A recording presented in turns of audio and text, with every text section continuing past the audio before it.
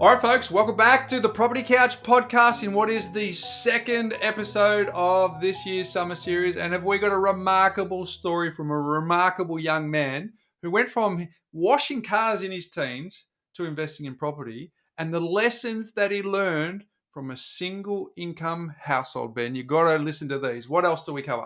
Well, Bryce, this is a transformation story. It's about basically trading time for money and then flipping that on its head and trading money for time.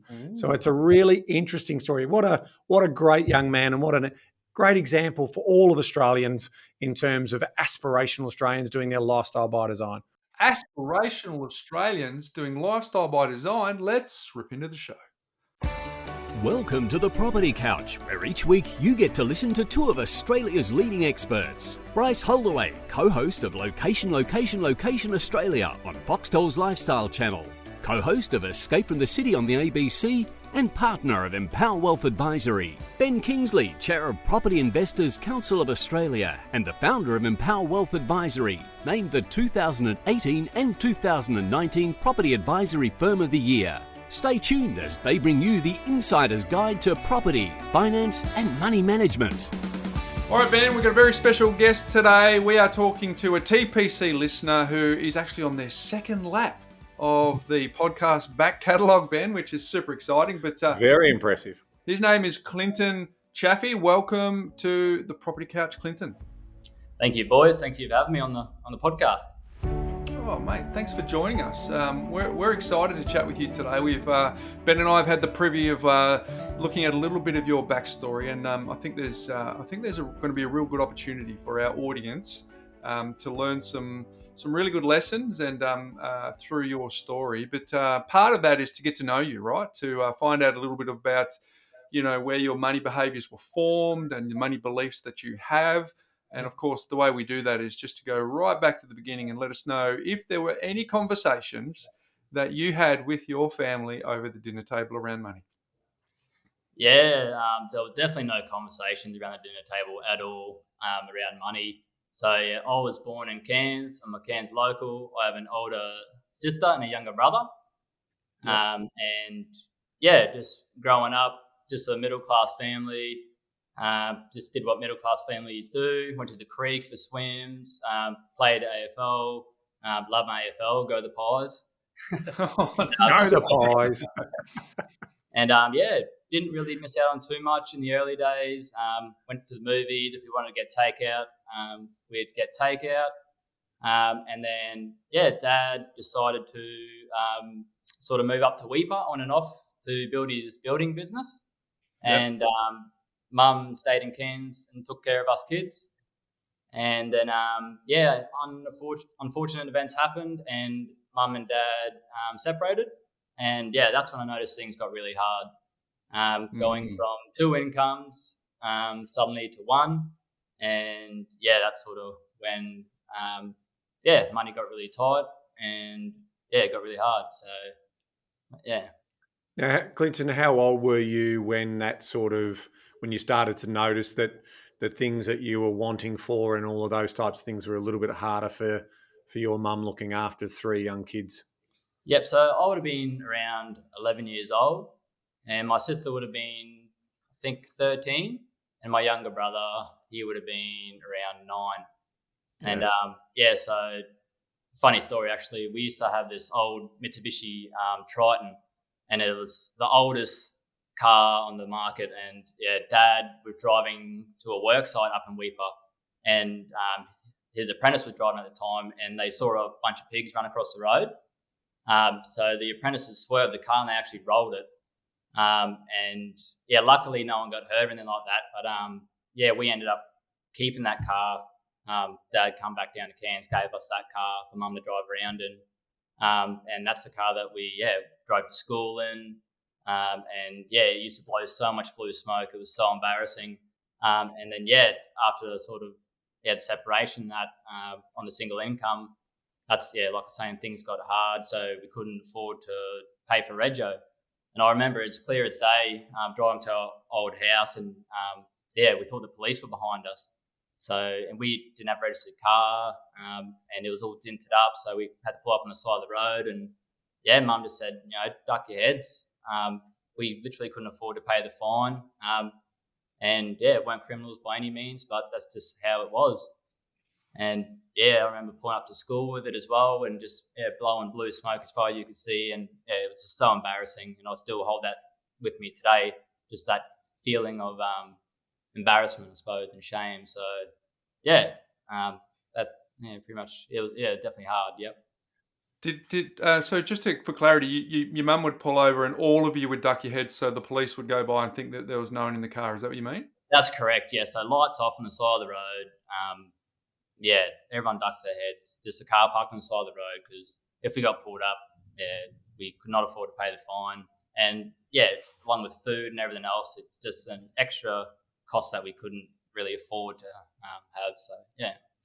It's a really important point that you raise, Clinton. Can you help our audience who might not have experienced something like that? And look, I remember I used to ask the footy coach to drop me off up the road because my dad was really busy. And we moved into a house, and the weeds in the front yard when we built the house were just overgrown, and I remember being embarrassed, and I know on the scale of embarrassment here around not being able to pay bills and all that, I've got to be super conscious of that. But as a young kid, I was very, very embarrassed by that. And so what impact?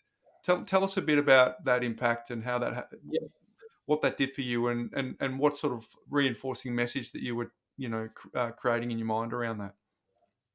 Yep. So I think as soon as I had the chance to take care of my own financial future, I suppose, once I got a job in that, I looked at money differently. So like, I wouldn't just get it and spend it, because I know how hard it was back then. And especially now, like saving money is just so easy to me, which I'm lucky, because I remember the struggle without it. So with it is so important. But yeah, even like another scenario, all my mates were into riding motorbikes and stuff. And the same thing, they would all go for rides on motorbikes, and myself and my brother would have to miss out. And it was just that feeling again of, because we don't have the money, everything was a struggle. We couldn't afford to enjoy what other kids were doing. So yeah, that made it really hard. And then when Dad moved to Weipa, and on one of my birthdays, he actually bought me a motorbike, and that sort of changed my perspective on everything. And I saw that hard work, you could get some reward and do the things that you love and give you freedom and choice. So yeah. Now, Clinton, I want to sort of tap into this embarrassment and shame stories. Like, did you notice that in your mum as well? Like, was she obviously, did you ever see her upset about the current situation that you were in? How did that sort of manifest itself in the relationship that you had with your mum? She's a really hard worker. She was always working. She works in disability, and in the early days she was also a daycare worker also. But and like living to next paycheck was always a big thing. Like if we wanted something, you'd be like, 4 days I get paid, then maybe we can have it, sort of thing. But myself and my mother's relationship is really good. I thank her so much for providing for us kids, and she did the best that she could in a situation that wasn't ideal. But she's definitely a hard worker, and she provided for us the best she could. So yep. Well, she sounds like she's a real inspiration, and she should be an inspiration for anyone, a single mum raising 3 kids. Absolutely. Did she have any sort of financial support from your dad at the time? Like in terms of, was he paying any sort of alimony or anything like that to support you guys?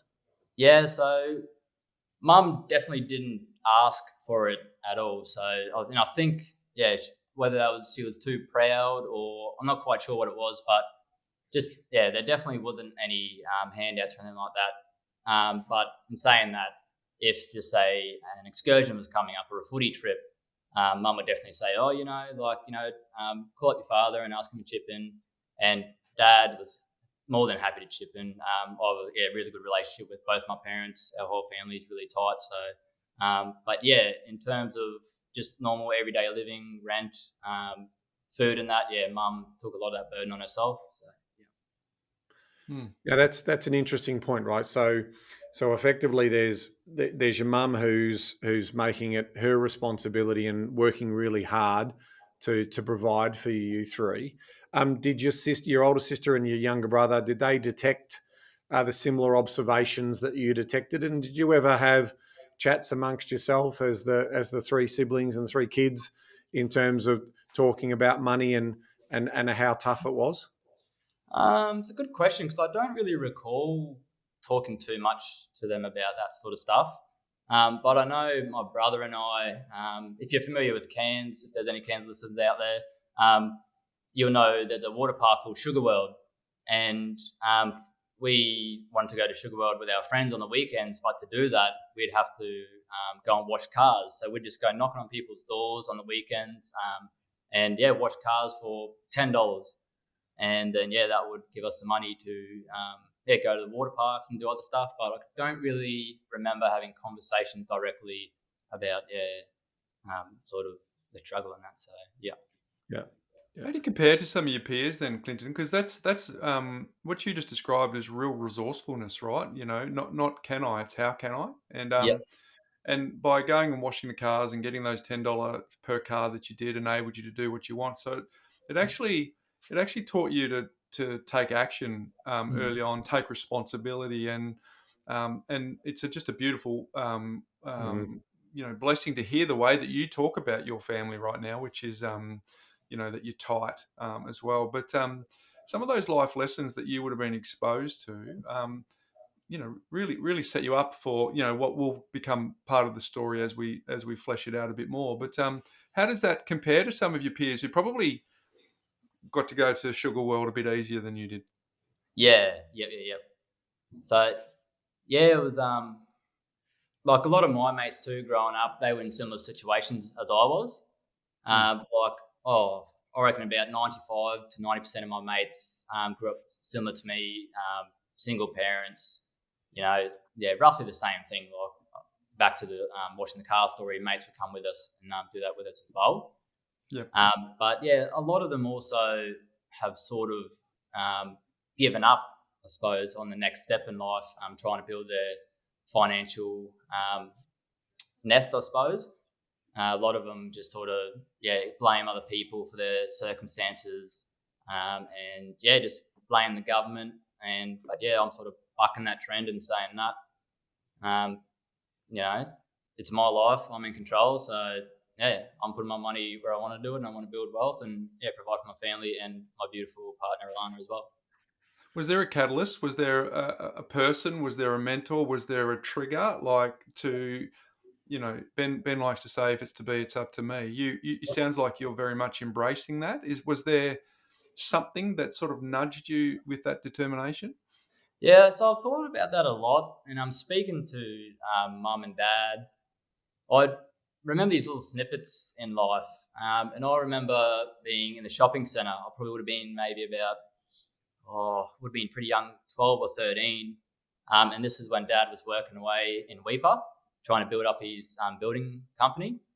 And I remember him getting a receipt out of the ATM, and he showed me the receipt, and it wasn't anything crazy, but it was 5 figures on the receipt. And I just remember thinking, wow, work, like going from all this, like struggling in Cairns, and then when Dad comes to visit, after working away and sacrificing being away from his family and stuff, and showing me that receipt and seeing that figure, like, a little bit of sacrifice and, can, sort of change your life pretty much. And just seeing that money on that receipt, just sort of changed my thinking about money and working hard and saving that. And also, Dad used to when he used to drive from Weipa to Cairns, he used to bring us gold coins in his suitcase. And a lot of the boys that work for him as well, they used to pay cash for everything and put the coins in the glove box and stuff like that. So when he'd come to Cairns, I think the best we did was like $150 worth of coins in Dad's car plus what he put in the suitcase. And then we'd save that and just buy the stuff that we want or stuff like that. So I think that's where it stemmed from, just seeing Dad work away and seeing Mum be such a hard worker, and so really think that's where it stemmed from. Now, so let's close the story out with your dad in terms of that decision to go up there and work and build the business. Did that sort of work out well for him in terms of setting his side of the family up financially, and what has that also provided for you in terms of some of the lessons of obviously observing what sacrifice he made, given obviously your mother has also made some unbelievable sacrifices, right? Yep. Yeah. So Dad, he's bought 3 units up in Weipa, Yep. and he lives in one and rents out the other 2. And as part of his business, he gets a new car every 4 years, a new work ute. So I've definitely been lucky with that aspect, because after 4 years, I'll buy his second-hand car for him for really cheap. Yep. And then they're stained with red dust being up north, and so I need to give it a full detail and all the rest.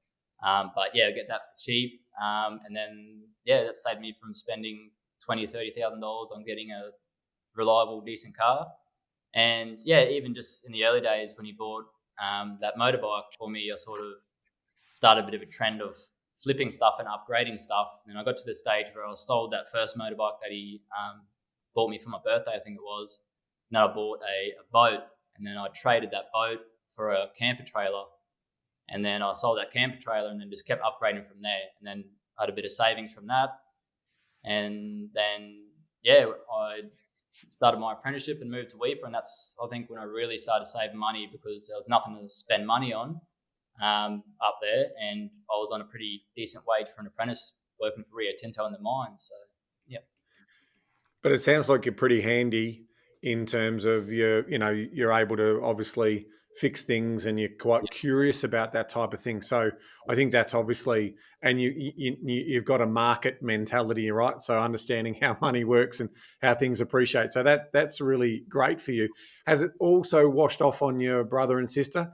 Have they got a similar sort of, I always like to find out, everyone's growing up in the same environment. Why do different people have different views on the world? Is your sister and younger brother also good with money and sort of, getting ahead in terms of what they're thinking about their futures?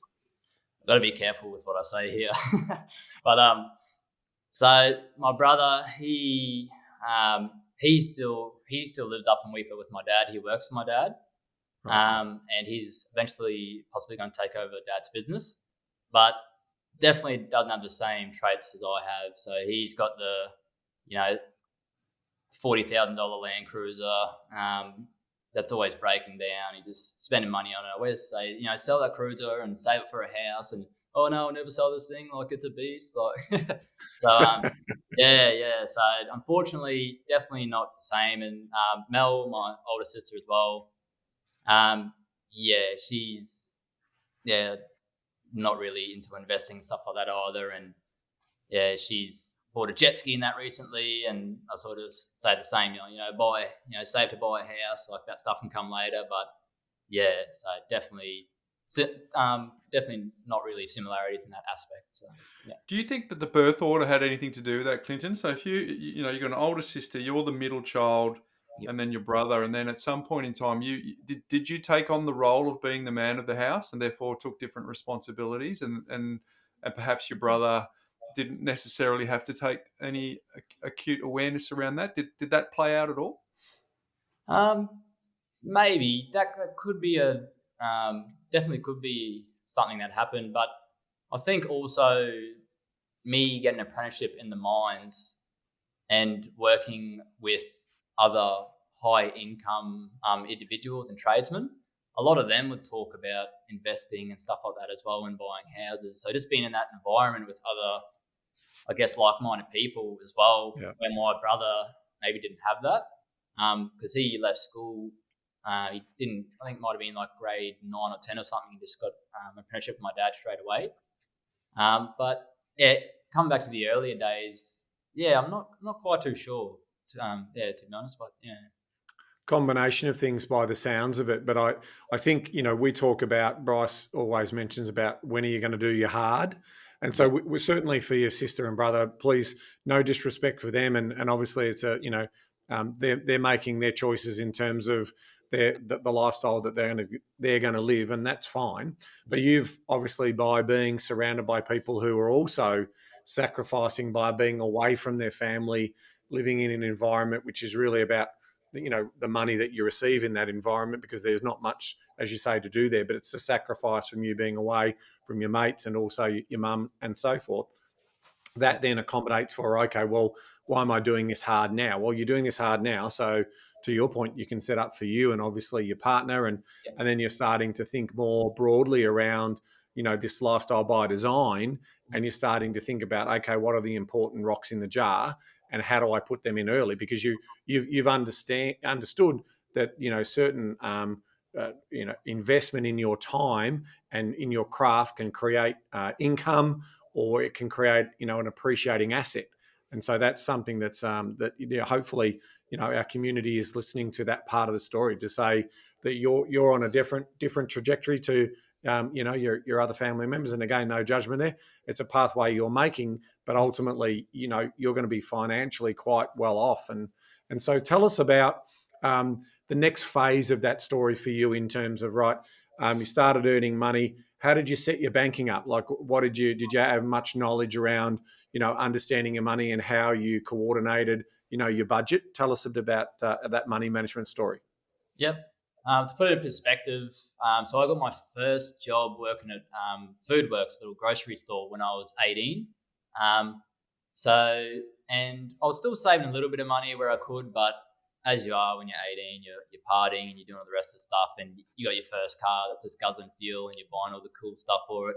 And then, so I worked there for about 12 months, and then, a couple years before I got my apprenticeship, I moved onto a shipping yard. I worked at a shipping yard, and I was doing the afternoon shift, and I was getting pretty good money. So I would have been around 19 by that stage. And I think the best I did was $1,500 a week. And I remember living paycheck to paycheck. In the early days, sort of like 19, 20, living paycheck to paycheck. And then, like I was saying earlier, it wasn't until I really moved up to Weipa and started my apprenticeship. So that was after the shipping yard job. And that's so when you got some partying in at $1,500 a week.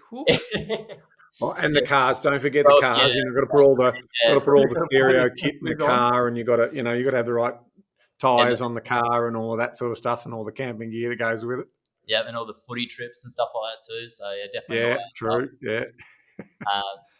So what apprenticeship did you do up in Weipa, Clinton? So I'm a diesel fitter.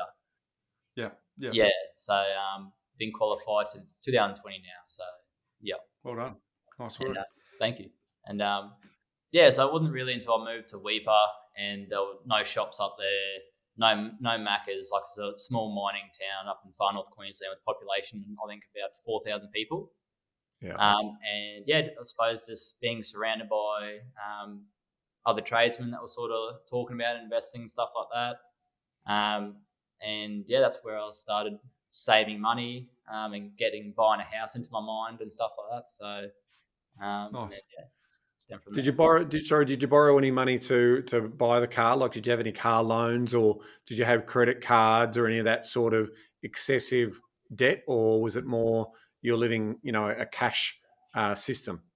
Yeah, so the loans and stuff came a little bit later. I was just always against credit cards and stuff like that, which I'm sort of grateful for. So I started my apprenticeship in 2016, I think it was. And then I moved back to Cairns in 2018, so a couple of years later, to finish my apprenticeship. And then, I guess when I came back to Cairns, I suppose I got sucked in to a little bit of comparison with other people as well. So I think I had about 30 grand in the bank or something. And I didn't want to touch that at all, but I wanted a jet ski. So I went out and got a loan and bought a jet ski. And I'm actually happy I did that, because I learned that I hate personal loans from that. So, I'm sort of glad that was something I did. And also, I got a loan out for a BMW car that was in Brizzy. I was going to go drive down, pick it up and drive back to Cairns. But they ended up selling it on me, so I just paid that loan back. And then I said, okay, no more. So that was, I suppose, early learnings in my early 20s about personal loans and that. And then haven't had one since. So, Clinton, what was it about the jet ski debt that sort of triggered in you that this is bad debt versus good debt, or was it the repayments that were going out? So, what was that sort of lesson that you said you taught yourself in terms of getting that personal loan? Yeah, it's definitely the repayments because I've never been exposed to something like that before. And yeah, just a drain on the pocket plus the maintenance on the jet ski. Yeah, if anyone's ever owned a jet ski, they know that it's just drains your pocket. And yeah, by that stage, I had buying a house enter my mind. So, and around the same time, I actually met my partner Alana, and she was really good. She sort of straightened me up as well in line. And yeah, so I sold the jet ski, paid off the loan, and yeah, haven't had a personal loan since. Let's honour Alana. What did she do to straighten you up, Clinton? Was that that's intriguing me. Yep. So she had a car that she also got a personal loan for, but she fully paid it off. And this was around the same time that we met. So I think that gave me a bit of motivation to sort of pay it off and be debt free. I suppose the way that she just did as well. And so yeah, I think that had a big part of it for sure. Good on you, Alana. She's Good on you. Hey, how do you? So, talk to us a bit more about mentors. We're about to pivot to your property story, right? So, you clearly, before we press record, we know that you're a property couch listener. But how do you best take on mentorship to learn? You've talked about getting around the guys up in Weeper and people talking about investing. We know that you're our podcast listener. Are you watching YouTube, reading books, prefer to have conversations? How are you absorbing the lessons and the growth that you're trying to do with your knowledge and experience? Yep. So I think I first started watching YouTube videos maybe 2000 and end of 2018 to 2019. And it was actually someone that was selling off the plan townhouses, getting commissions straight from the developer. So we all know, the story behind that. So yeah, I was actually really intrigued, and I actually went to one of his seminars and stuff. And that was, I think, last year. And yeah, just after listening to the podcast that you guys produce, I was just sitting back in my seat thinking like, wow, like all these other people were just so invested and, signing these paper things at the end of the seminar and that. And I'm just thinking like, wow, like that could have been me sort of thing. But yeah, going back to the early days, sorry, I went off track there a little bit. So I started off with YouTube videos and then I moved on to reading books. I think there's nothing more powerful than a paper copy book. I love paper copy books. I'm starting to have a bit of a collection now. Shout out to the Armchair Guide to Property Investing. Definitely. That's definitely one of my top three. Cool. And we didn't even ask you to say that. Nah. But the check's in the mail. But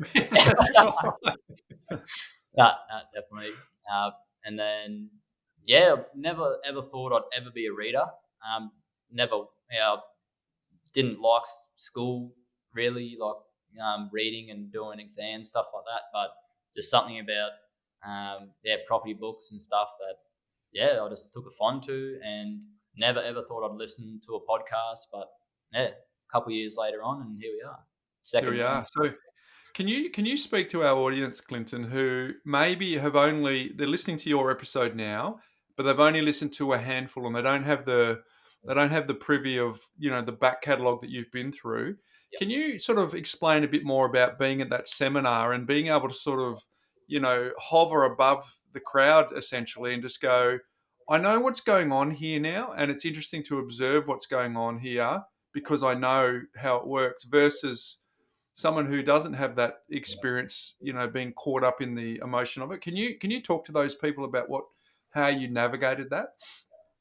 Yeah, I suppose just before going out and investing or buying anything, make sure you have some form of just initial knowledge, whatever you're going into, and iron out the good things and the bad things, and sort of just educate yourself first before jumping into something. Ask questions, ask family members if that's all you have.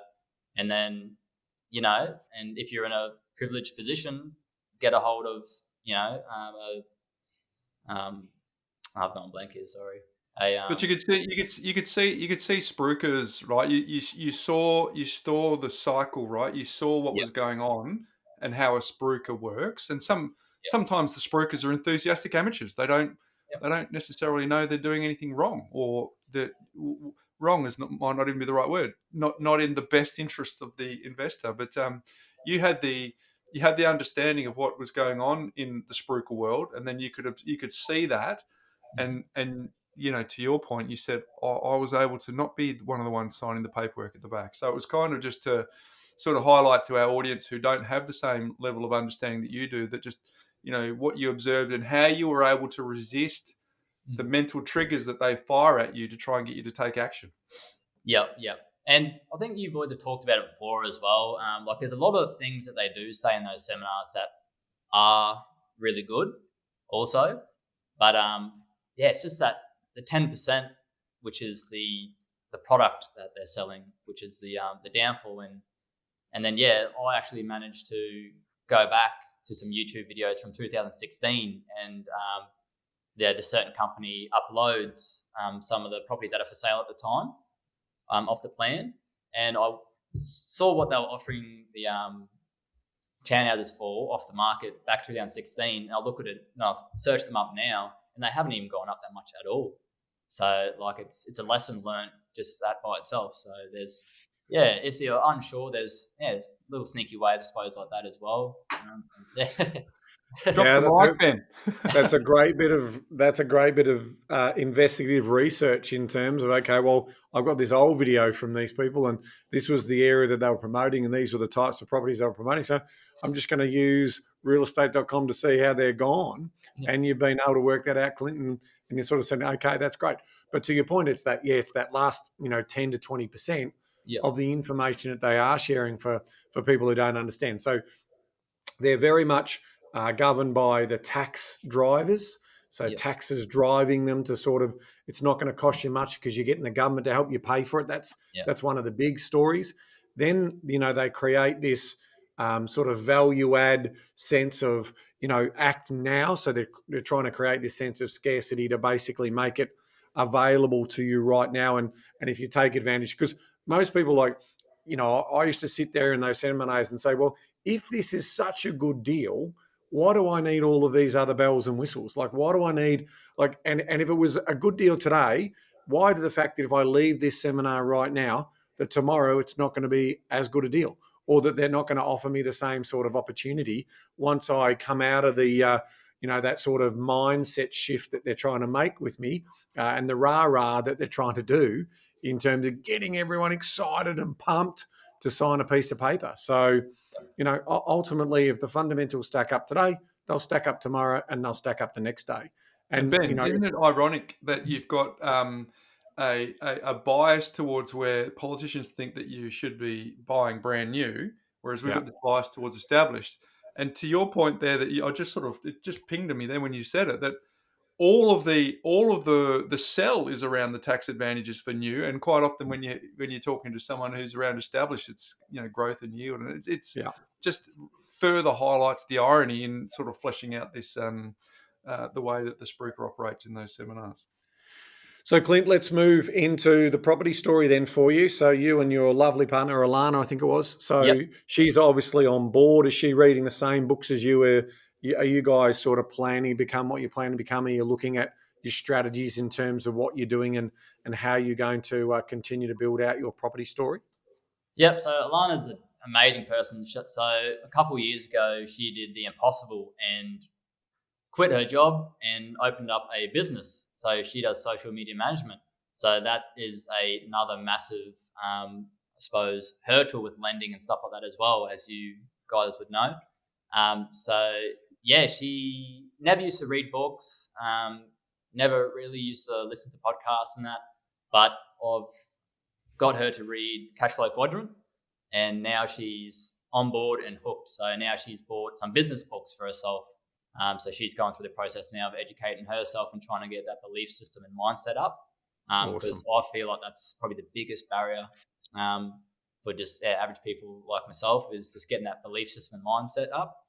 And yeah, so she opened up a business a few years ago, and then last year we bought our first property here in Cairns, and it's everything that you guys talk about. Established, we're probably the fourth or fifth owners, and it's done quite well for us, which is managed to help us leverage into another investment property, hopefully by the end of the year or early next year. So we're excited about that for sure. Well, I can tell you we're excited about that, and I'll tell you why, Clinton, because it actually gets the message that Ben and I are really passionate about, and seeing what it looks like at the coalface for someone like you to do that.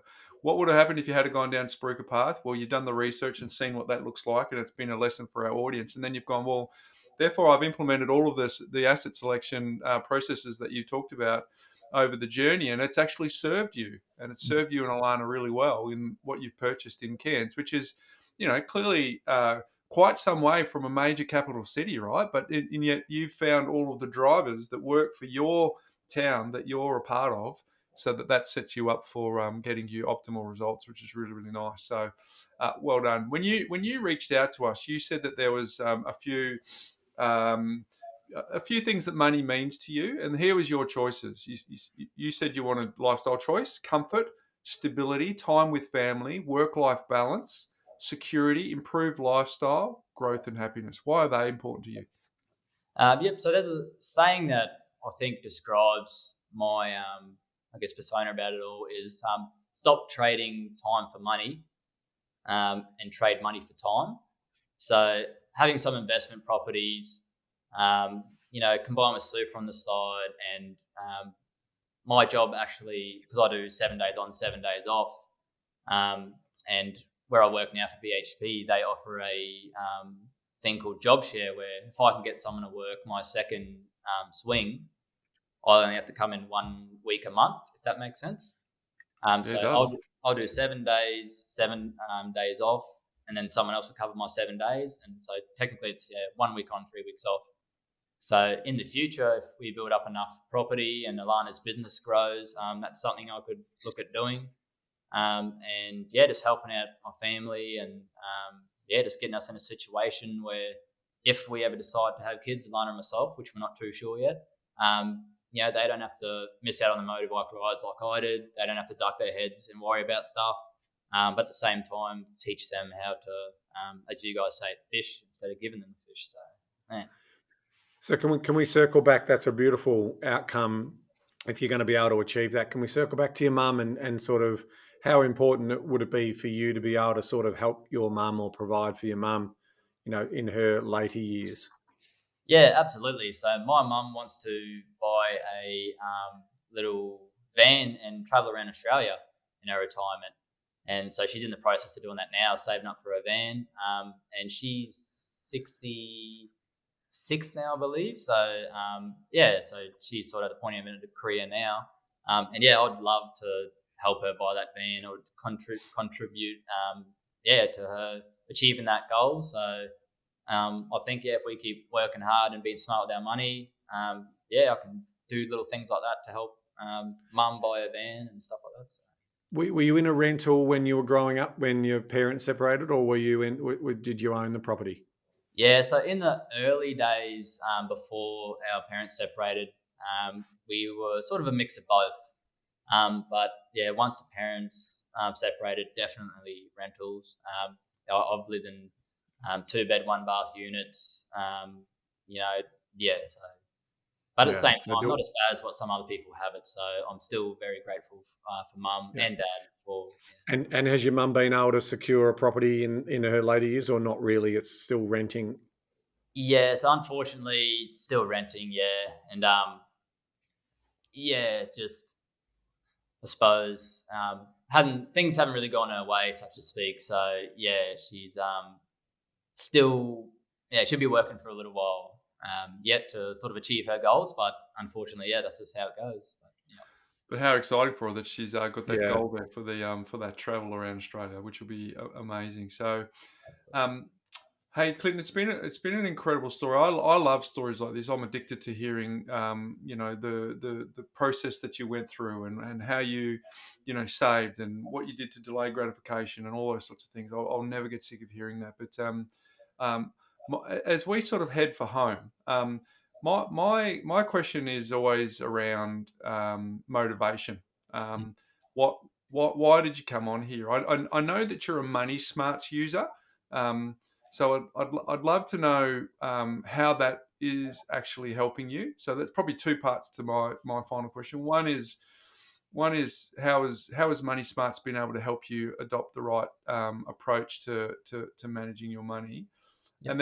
and then two, why would you want to come and share your story? Some of the stuff is really vulnerable that you've had to share with us. So why have you done that?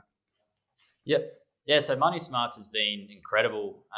There was before Money Smarts, it was sort of just pay comes in your head. You just have, oh yeah, I'll roughly save $500 this week, or when Alana and I were living with her parents, sometimes we'd even be able to save $1,000 a week, and that's all it was. Like, oh yeah, we'll put that away and spend the rest. Save 1,000 and spend 1,000. But with Money Smarts, you actually break it all down, and it's right there in front of you. And it sort of gives you a prompt and incentive to look where you can cut down costs and stuff. You try and, I reckon we can do better with essential there, or discretionary and stuff like that. And funnily enough, with our mortgage being structured with an investment savvy mortgage broker, as you guys say, and the Money Smarts, we're saving more money with a mortgage than what we were without a mortgage, and living at home with Alana's parents. So yeah, it's insane.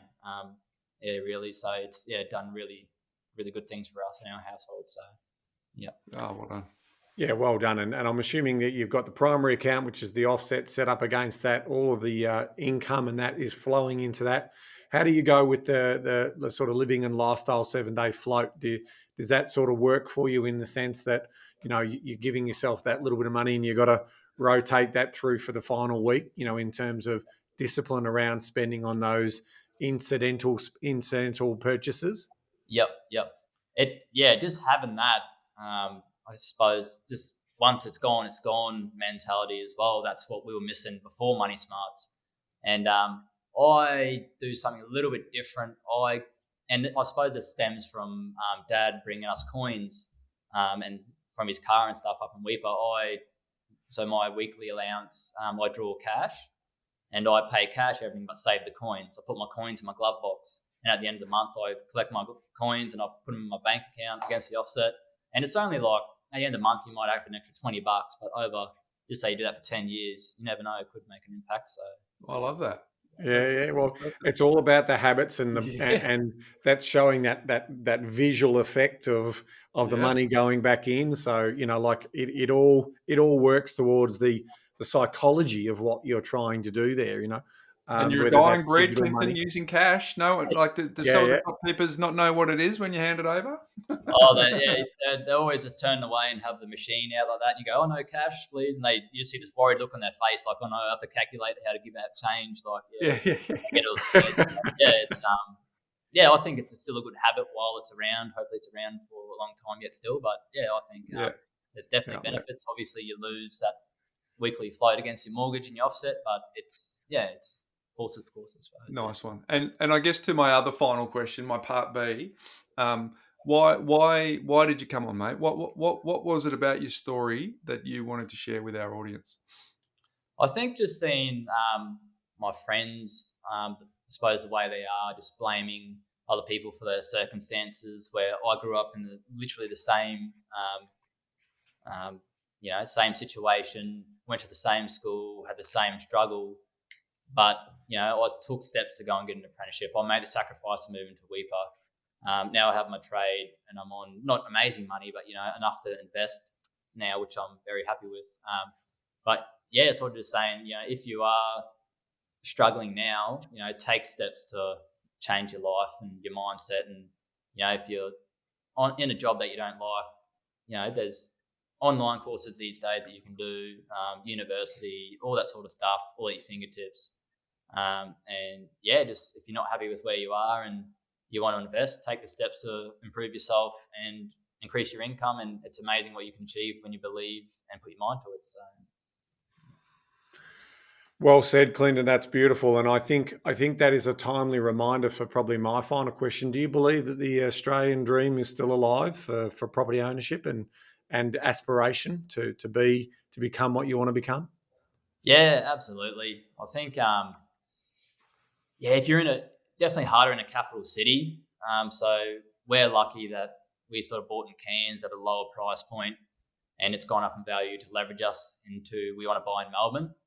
So we definitely would not have been able to hold this property and buy in Melbourne without starting at a smaller cost base and leveraging from this. So yeah, if you live with your parents still, buy that investment property in a bigger regional town, and then later on leverage that into a capital city market. It is doable. Your parents have a house, and they're happy to give equity or whatever. Leverage from that. But yeah, absolutely. Like even my nephews and nieces coming through now, I can't wait to have the conversations with them, and it'll be pretty crazy for them because they're quite young in the future. But yeah.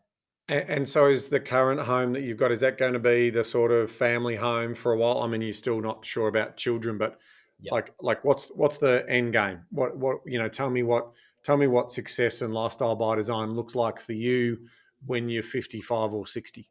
Yep. So Alana and I are actually moving to Brisbane next year. So we are in the process now of doing all the renovations. And if anyone's done renovations, it can be a massive, massive headache. And yeah, so I'm definitely a passive investor, and I've learned from that as well, just from having my own house, sort of doing that. Yeah. So yeah, we'll move to Brisbane and we'll rent vest. As long as we feel comfortable doing that, we'll rent out this house, and by then we should, all going well, have a townhouse in a desirable suburb in Melbourne by the end of the year or early next year. So we'll have 2 investment properties and be rent vesting. Beautiful. And what's the goal? To Ben's point there, what's the goal for passive income for you when you reach the destination? Yep. So it's the magic number, $2,000 a week. I think 55. I want to retire, and Alana, she's only a year younger than me, so she'll be 54. But yeah, just the way that she works and her drive, I can't see her stopping at 54. But that's the end goal, and yeah, just being able to have that freedom to do what we want to do and work less, and yeah, help out our parents if need be and stuff like that. So yeah. You've inspired me for one final question, then that is around, are you still having some holidays and you still feel like you're not necessarily just totally focused on all this delayed gratification? Like, are you getting to smell the roses along the way?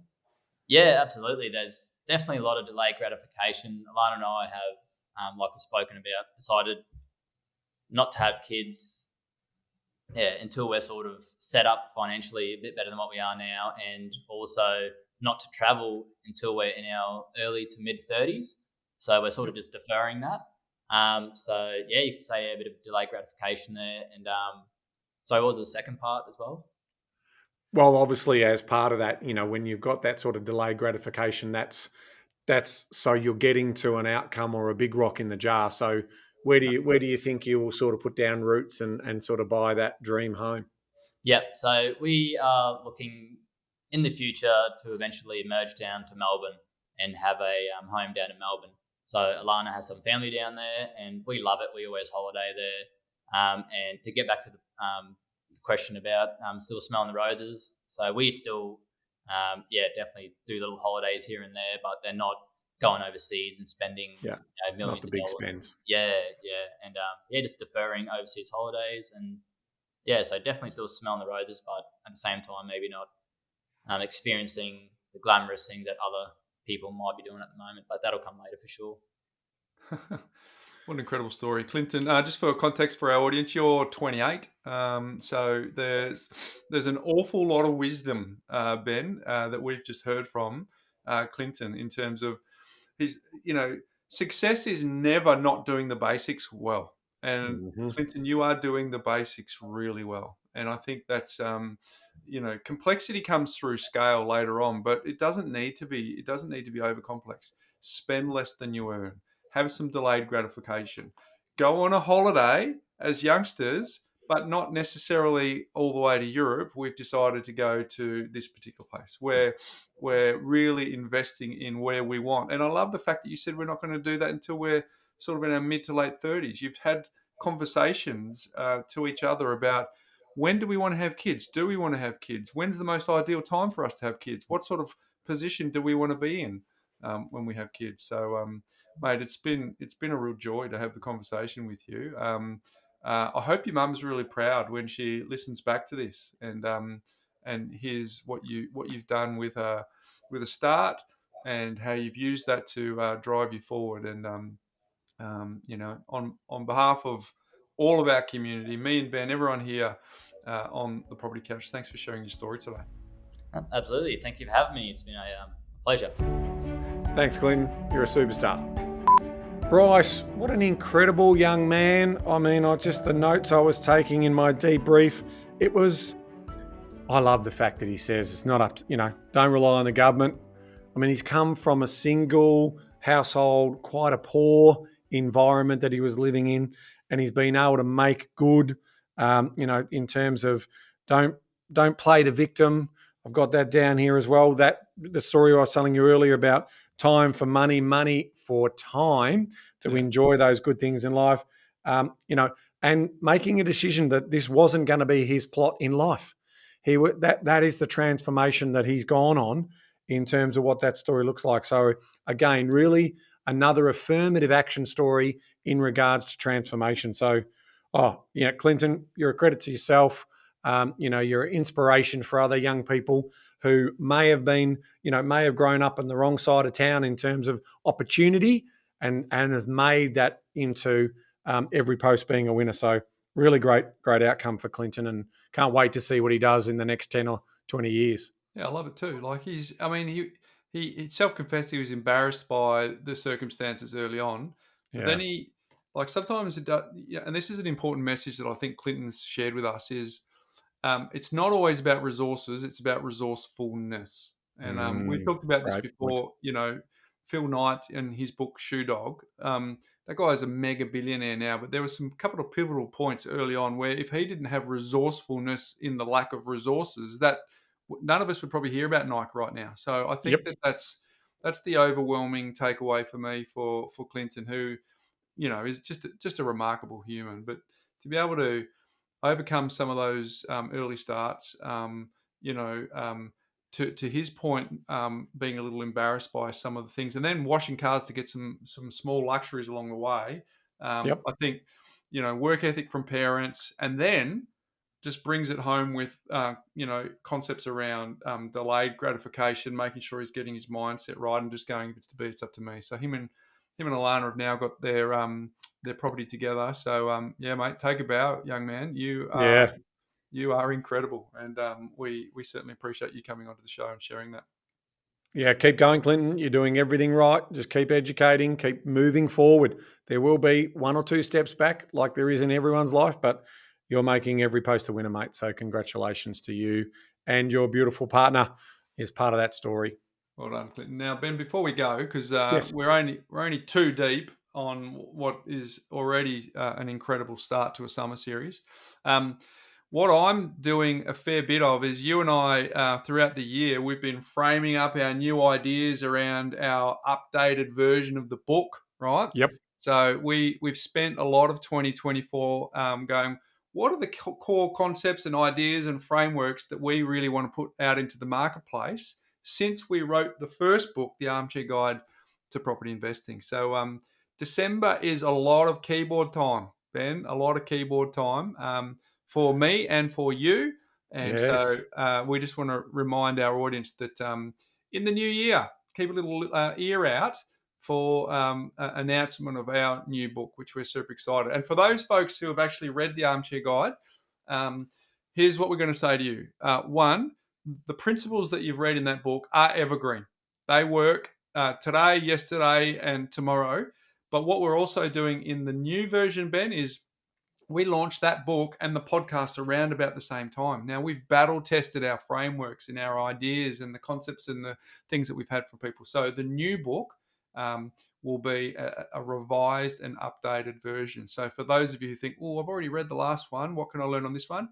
I can promise you there is a lot of fresh content that you will be able to get your teeth into. So we will look for a way to make sure that our community gets access to it first, Ben.